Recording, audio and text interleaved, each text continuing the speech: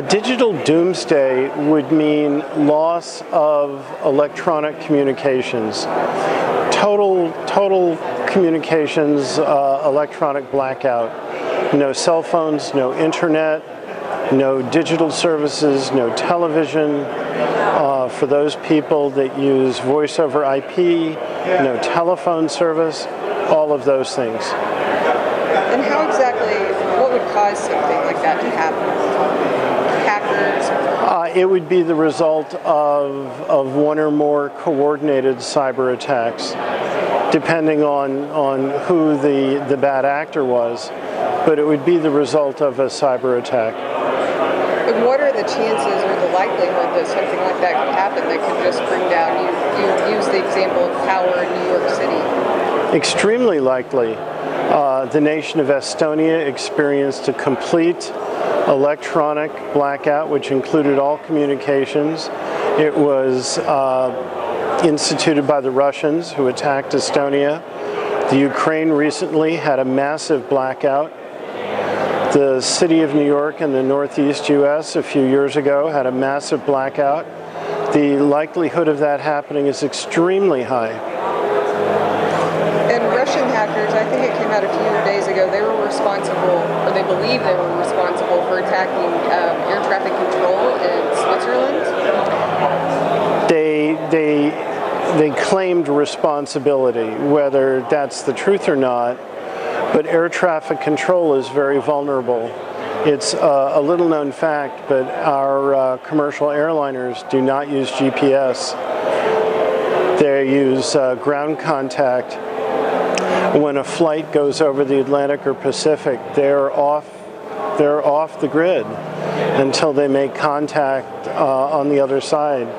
The current air traffic control system is via radar. And what do you think needs to happen in our private sector, as well as any kind of infrastructure, for us to, catch up to the bad guys?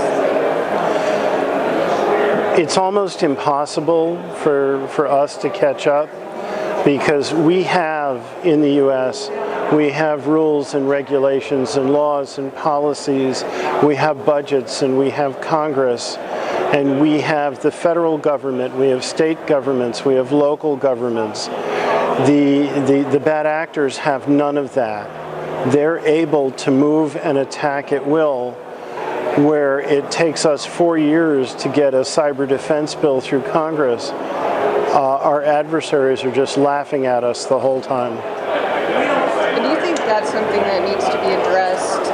It does take forever to get anything through. President Obama is pushing for a new CISO, big cyber defense bill, but if anything happens, it will be years. Do you think that the United States as a government has to change kind of the way that they think about cybersecurity? Something has to change in terms of red tape and bureaucracy. Our biggest adversary is ourselves and our own bureaucracy and red tape.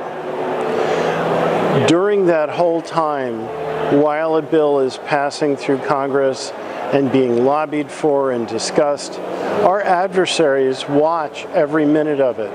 They watch C-SPAN and CNN, and they read all of the U.S. media, so they know exactly what's going on.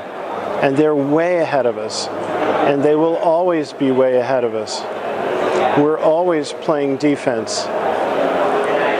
We're virtually seldom, if ever, acting offensively. And I had talked to a former Department of Homeland Security advisor, and he was telling me he thinks something really bad's going to happen before anything changes with critical infrastructure and security.